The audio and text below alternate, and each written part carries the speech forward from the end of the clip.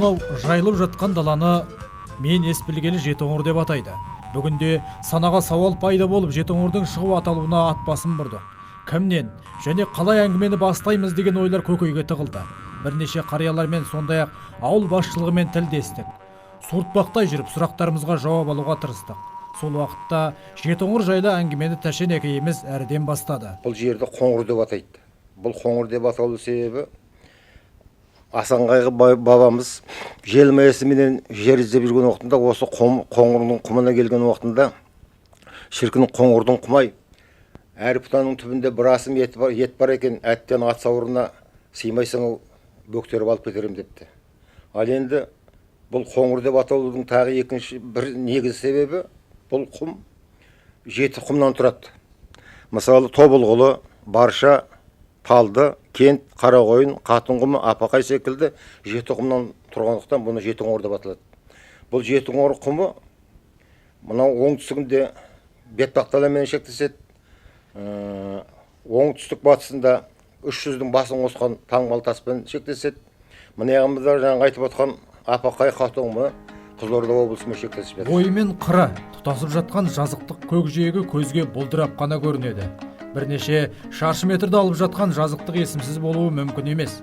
Бұл жердің әр қырлары мен ойларының біле білген адамға сонау күннен аталып келе жатқан атаулары бар. Ол тек осы жердің тұрғындарына ғана мәлім. Мысалы анау жазығаннан шыққан уақытында көптеген жер атаулары бар. Болған әулие дейді. Ол енді әулиенің атынан. Бер жағындағы Қауқай дейді. Ол да бір кигіз атамыздың жаңағы қорымы. Бер жағы кеткен уақытында Талмас әулие дейді. Жердің аты бұл да. Бұл жаңағы аты аталғандай әулие Талмастың аты. Мынау құмның ар жағында Марал әулие деген бар. Ал енді мынау Ақкеңседің ар жағында 7 шақырым жерде Қалмақ қырылған деген жері бар. Бұл болса да кешегі әлгі Ақтабан Шұбырды Алқакөл Сұлама жоңғар шапқыншыларының жеңіс тапқан жері 1723 жылғы. Ал енді Қарақойын аталу себебі Қарақойынның ар жағында Қарақойын Дүз көлі бар. Осы Дүз бенен қалың сексеуілдің әсерінен қандай қыс болған уақытта қар ерте кетеді, жер Қарақошқылға айналады. Осыдан бұл Қарақойын аталған. Енді оның бер жағында Құрақтыкөл деген жер бар. Бұл Құрақтыкөл деген жердің жаңағы аты аталған секілді құрағы, Ну қамысы құрағы бар. Сол Ну қамыс пен құрақтың атынан Құрақтыкөл аталған. Ал енді мынау осы жердегі мынау Ақкеңсе деген жерді көпшілігі бұл неге Ақкеңсе деп аталған дейді. Бұнда әлі бұрынғы ертеде мынау ауа райын тексеретін станция болған. Ол станция жаңағы үйді салып, сол үйдің сыртын ақ балшықпен сылаған. Содан бұл Ақкеңсе аталып кеткен әлі күнге дейін. Ал енді оның ар жағында жаңағы Қарақойын қарай жүрген уақытында Тезекбай деген елді мекен бар, Қофбай деген елді мекен бар. Бұл жаңағы сол ертедегі байлардың қоныстанған жерлерінің аты. Талды жаңағы 7 құмның біреуі, бұл енді ат аталып тұр. Талы көп болғандықтан Талды деген. Кент деген жаңағы 7 құмның біреуі, бұл кент деген негізі мағынасы қала дегеннің мағынасын білдіреді. Мына құм жаңағы бір құм. Мына осы жерде құмның арғы бетінде Қызынши деген жер бар.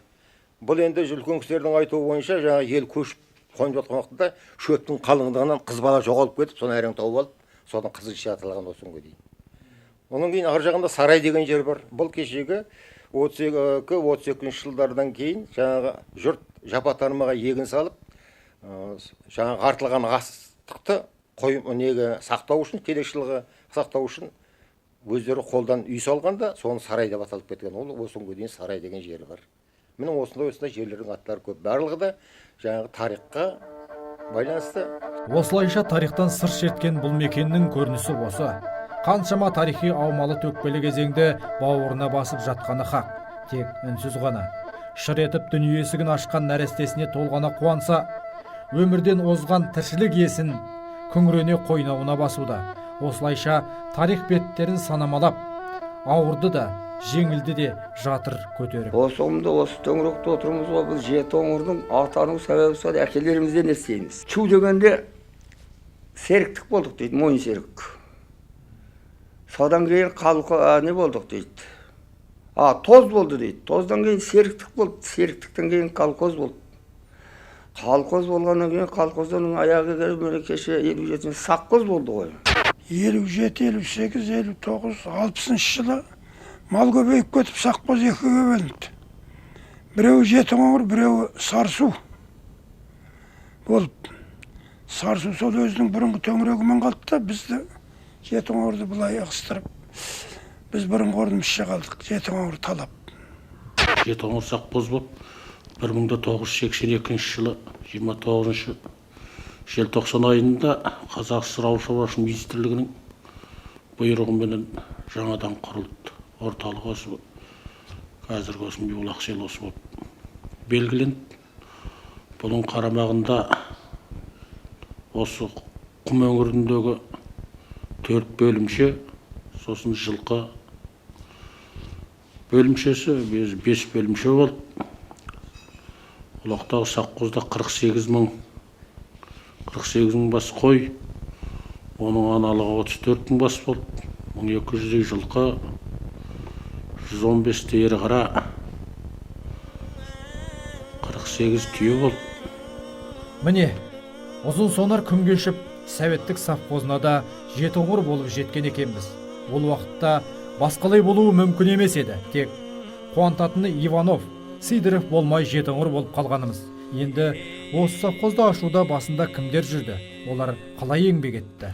Ұлақтағы совхозды ашуда ең бірінші алғашқы директоры, осының бәрін құрылыс директор атанған Ереже Шоланұлы Шоланов деген жақсы азамат болды. Оғыстан кейін қызмет өсіп, аудандық атқару комитетінің төрағасы, одан кейін аудандық әкімдік құрылым бағынақта аудан әкімі болып, қазіргі таңда осы өмірден өтіп кетті. Одан кейін Әбдіғожин Сапарғали деген азамат істеді 1 жылдай. Одан кейін сайлаудың басшыны сайлау тәсілінің кезінде мені 1992 жылы 5 маусым айында мені халық 95 делегаттың 91-і мені директор болып сайлады. Қандай еңбек болмасын білектің күшін, ақылдың түйсігін, қажырлы еңбекті талап ететіні рас. Бұл елді мекенде де елеулі еңбек етіп, өзгеге үлгі бола білген есімдер болғаны белгілі. Олар кімдер және қай салаларда қызмет етті? Біздің осы Қоңырдың құмынан көптеген еңбек ардагерлері шықты. Атап айтқанда, әр 100 саулықтан 120-130-тан қозғалған үшін жарлыға байты барып, ең жоғарғы атақ социалист еңбек атағын алды. Арада көп жыл өтпей-ақ КСР жоғары советінің депутат болып сайланды. Онымен қоса, қазір бұл кісі 80-нің сеңгіріне шығып, мына талап елді мекенде тұрады. Бүгінде Жезқазған қаласының құрметті азамат деген атағын алып отыр. Сол секілді Қазақ ССР жоғары кеңесіне депутат болып Шопан Ақтай Ақботина, механизатор Абдысбай Бөлішбаев депутаттыққа сайланды. Онымен қоса қырда мал жайып, ыстыққа күйіп, суыққа тоңып жүрген шопандарымыз, атап айтқанда ағайдар Сағынбаев, Қоян Бейіліп, Айтжан Биебаев, Шымкентбай Мұхамбетов, механизатор Зада Сәрсен Бейіндер ең жоғарғы награда Ленин орденімен марапатталды. Қазір арамызда жоқ Тұрсынбай Алтайбеков 3-ші дәрежелі еңбек даңқы орденіменен, құрмет белгісі орденімен марапатталды. Сонымен қоса Қазақ ССР және Қазақ ССР жоғары кеңесі президиумының құрмет грамотасыменен, кәсіподақ ауыл шаруашылығы министрлігінің мақтау грамотасымен марапатталды. Менің өз әкем Алтайбеков Тұрсынбай деген кісі енді 2002 жылы қайтыс болды. Мұхамбетқалиев Қабдеш, Қыдырпатшаев Орзанбай, Сатыбалдин Әбікен, Жындыбаев Ислам, Сәдірмеков Рахымберді, Сүйінбай Вермекбай, Жайекин, Серік, Уандықов Бердіхан, Кеншібаев Түсімназар, қайсы болсын бәріден де атақты деуге болады. Кейбір саққоздың олақта план деген әр жаналыққа 90 болатын болса, бізде кемі 92-ден алатын арды. Алды 147-ге дейін төле алып жүрді әр жаңалықтан. Көңілге қуаныш пен мақтаныш ұялатар осы азаматтардың жолын бүгінде кімдер жалғастыруда? Советтік кезеңдегі биік көрсеткіштерді ұстап қала алдық па? Қазіргі бұл ауылдың тынысы қалай? Басым көпшілігі немен айналысады? Жағдайлары қалай деп келетін сауалдарға ауыл әкімі Әбдібек Тұрсынбайұлы былай дейді. Қазіргі таңда 2012 жылдың мынау 1 қаңтарына селолық округ бойынша 34.300 бас қой, аналығы 26.000, 3.600 жылқы, 4.500 ірі қара сиыр, 113 түйе түсіп отыр. Қазір әркім өзі дайындап алады, ешкімге күні түсіп тұрған жоқ. Ауылда сол 84 шаруа қожалығының егерлерінің ең азында 200 бастай қой, 1 үйір жылқы, 50 шақты сиырдан, алдында 1800 бас қойға дейін, кейбір жылқысы бар, 1000-ға жететін жылқысы бар, шаруа қожалық иелері бар. Жоғарыда сөз болған 84 шаруа қожалығының бірі Манат Әлғаралы. Осы ауылда туып, осы жерде өскен. Қазіргі таңда әкенің ізін бастап, жолын жалғаушы. 3 баланың әкесі, Төрткөл қыстағының бас шоқары. Малды бақсаң мал болады дейді. Сол енді өзім осы жерде туып өскем. Осы жерде өзі кіндік қаным тамған жер. Сол осы жерде малды бағып, сол әкенің таяғын ұстап қалдық енді. Манат Әлғаралы тұратын қыстақтың аты Төрткөл деп аталады. Бірақ дәл осылай атауға не себеп болды? Ол жөнінде қыстақ иесі Манат не біледі? Бұл қыстақтың аты енді Төрткөл деп аталады. Төрткөл деген себеп енді осы бұрын ертеде мынау көлдердің орны болған дейді. Енді көл енді қазір былай қазып атсаң бір шамалы бір 50 сантиметрдің көлемінде мына кездерде көлдің орындарынан су шығады енді. Бұл ауылдар қалалық жерлерден 150-200 шақырым қашықтықта болғандықтан балалары сыйлықты алыстан іздемейді. Аяз атасы да, Ақшақары да үйдегі әжелері. Ал сыйлықтар тұратын жерді балалар да біледі. Ол түпкі үйдегі сандықтың түбінде жатады. Әжесінің мейірімі түссе болғаны, шақырып алып үлестіре береді Жәмил әжесінде.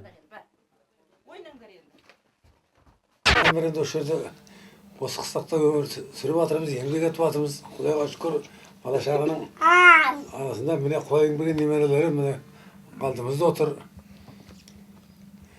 Кемпіріміз мына кісі міне, келініміз Қарлығаш анау фермер. Мына балалар міне, осы балаларды келешекте өсіріп бағамыз деп жатыр. Ел ағаларының бірі Байсенбет аға, қазіргі шопандардың алдыңғы шебінде тұрған кісі. 10 шақты немеренің атасы. Өздеріңіз куә болғандай, ауыл ағаларының тілегі осылай өрілсе, қариялар не айтады? Ол кісілерді де әңгімеге тарттық. Өз жайында өзге емес, Қасым ақындай өздеріне айтқызуды жөн санадық. Біз 53-ші жылы үйлендік, жаңағы жолдасымменен. Үйленіп әкемізді қойын алдық, содан бері осы ойда, осы өңде отырамын. Бірақ орында содан бері, менен басқа қаншамы жүр тауғаннан. 2005 жылы дүниеден қайтты кемпірім. Көп ауырды, бейнетті көп көріп. 16 бала көтерді. 16 баланың ішінде біреу-ақ қана ол, жаңағы Жеделбай отырған. Соның енді қазір 8 қызым бар. Бір ұлыммен 9 балам бар. Тәуба шүкіршілік, басқа балалардың бәрі осы мұна-мұнада, Ақкенседегі мұнада, жаңа қыз балаларымның бәрі тегіз. Халқым арзан, отбасым жаман емес, халық қатарлы. Туғанна міне, ел қатарлы аспай-саспай күйге жіп келе жатқан елді мекен тұрғындарының жағдайы осындай. Дей тұрғанмен өмір болған соң, қуанышы мен қайғысы қатар жүретіні белгілі емес пе? Жанға батып, әттең дейтін кездер болмайды емес. Әрі, ондай кезеңдер қай уақыттарда болады? Енді әр уақыттарда бар ғой енді. Көктемде қырқымы бар, қыста осындай боран жауын-шашын деген сияқты сондай уақыттар бар ғой. Шалғай ауылда жападан жалғыз бір үй тыныс тіршілігімен айналысу әйел адам үшін де оңай емес екені бесенеден белгілі. Сонда қандай атана асырап, бағып баққан қыздарын ауыл жігітіне ұзатар деген ой, немесе қаланың өмірінен кейін ауылға кім өз еркімен келе қояр деген сынды сұрақтар әрбір ауыл жігітінің көкейінде жүрері сөзсіз. Десе де ауыл жігіттері теңсіз қалып жатқан жоқ. Манаттың жұбайы есімі Анаркүл. Ол кісіні ауыл тұрғындары Антошка дейді. Өтесіне пысық. Бір отбасының шарбасын айналдырып отқан жайы бар. Кезегінде ауыл әйелдерінің ойын білгіміз келіп, Анаркүлді сөзге тарттық. Жоқ, маған қиын емес. Мен осы туғаннан әке шешем осы мал шаруашылығында айналысқан. Өзімді оқу бітіргеннен малмен айналыстым. Міне енді тұрмысқа шықтым. Тұрмысқа шыққанда да міне жолдасым мал шаруашылығына ешқандай қиындық болған жоқ. Кішкентайымыздан осы малдың арасында өскендіктен маған қиын емес. Санамалап келеміз. Жерді, ондағы шаруа қожалықтарын, мал басын, бірақ та ең бастысын ұмытқандаймыз осы тұста. Ол өмір сүрудің басты факторы адам болса, бір кездері мынау тұрған мектепте азан-қазан болып жататын. Өйткені адам саны көп болғандықтан. Қазір ауыл тұрғындарының 60-70%-ның балалары қалада оқитыны белгілі. Оның үстіне ауылда адам басы көбейген сайын жұмыс азая түсетіні тағы бар. Сондықтан өз несібесін алып, қалаға қоныс аударып жатқандар да жоқ емес. Сонда ауылда кімдер қалды? Енді селолық округ бойынша 1001 адам бар, 1001. 224 отбасы бар жанұя. Селоның орталығында 560 адам тұрады. Мектепте 113 бала оқиды.